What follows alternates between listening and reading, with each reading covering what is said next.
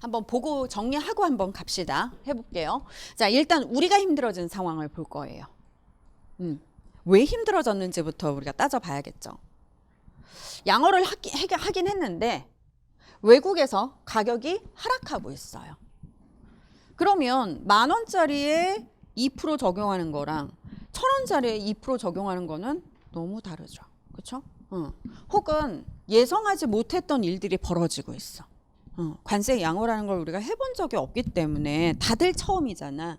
그래서 예상하지 못했던 일들이 벌어지고 있어. 그래서 어떻게 된 거예요? 우리가 너무 중대한 피해를 보고 있어요. 관세 양호라는 게 잘 먹고 잘 살아보자 해서 하는 건데 너 웬만한 피해는 감당해야 돼. 근데 이렇게 중대한 피해는 힘들어요. 그렇기 때문에 이런 중대한 피해가 있다라고 할 때 그때 우리가 양어를 철회하거나 수정을 할 수 있는 겁니다. 이건 지금 우리가 양어를 철회하거나 수정하는 거예요. 왜? 우리가 힘들어져서. 왜 힘들어졌어요? 예상하지 못했던 일들이 벌어져서 외국에서 가격이 하락을 해서 그래서 그런 거예요. 키워드 잘 체크하시고. 그래서 우리가 이렇게 양어를 철회하거나 수정을 한다면 어떻게 될까? 무슨 세율이 적용이 될까? 철회를 하게 되면 이거는 아예 없던 일로 만들어 버리겠다는 거죠. 철회를 했기 때문에 이제는 관세법 세율로 돌아가야 돼. 그치? 아, 철회까지는 필요 없을 것 같아. 좀 약간 수정만 하면 될 것 같아. 우리가 0%로 관세 양호를 했는데 한 2% 정도는 받아야 될 것 같아. 수정을 했어. 그러면 2%로 수정했죠. 수정 후 세율을 적용을 하는 거예요.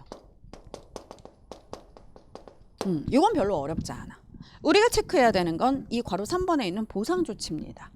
우리가 약속을 아직 양호하거나 철회를 했기 때문에 다른 걸로 뭔가 잘해줘야 돼.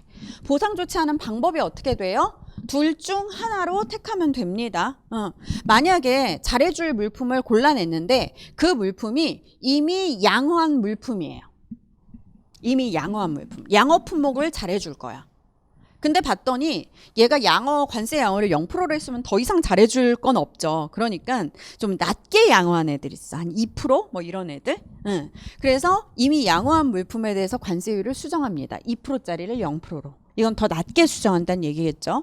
그 다음에 두 번째 방법은 뭐예요? 양호하지 않은 품목에 대해서 새로 관세를 양호를 해주는 거. 양호 안 한 품목에 대해서 둘 중에 하나로 보상을 해주면 되는 거예요. 이게 보상 조치고요. 그 다음에 이제 또 체크를 해야 되는 게 외국이 약속을 못 지켰을 때 얘네들도 힘들면 외국이 이렇게 얘기를 하고 있잖아. 외국이 지금 어떻게 한 거야? 철회 수정 조치를 한 거예요. 그럼 우리는 보상을 받아야겠죠. 근데 보상을 안 해줬나 봐. 자, 봐봐. 대항 조치를 할 수 있다고 인정될 때에는 이 말이 바로 보상 조치를 못 받았다라는 거예요.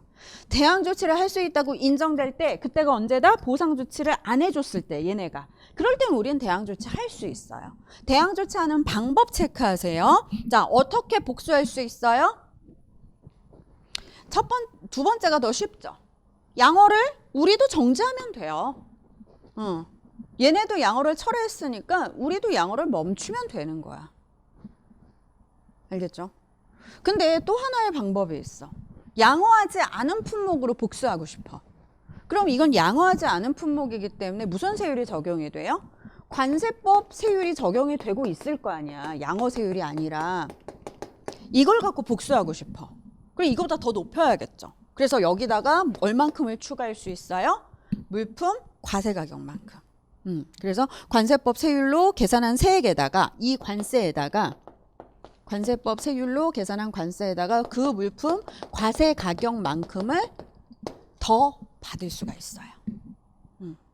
과세 가격을 다 더하진 않겠지. 과세 가격 상당액이라고 했으니까 이거는 뭐 높은 분들이 알아서 잘 하겠지. 자, 그리고 더 중요한 말은요. 대항 조치는요. 반드시 필요한 만큼만 해야 돼요. 필요한 만큼만. 그래. 너무 상대편이 보상 조치로 무리하게 요구하면 안 되잖아. 우리도 마찬가지예요. 대항 조치를 할 때 너무 세게 가면 안 돼요.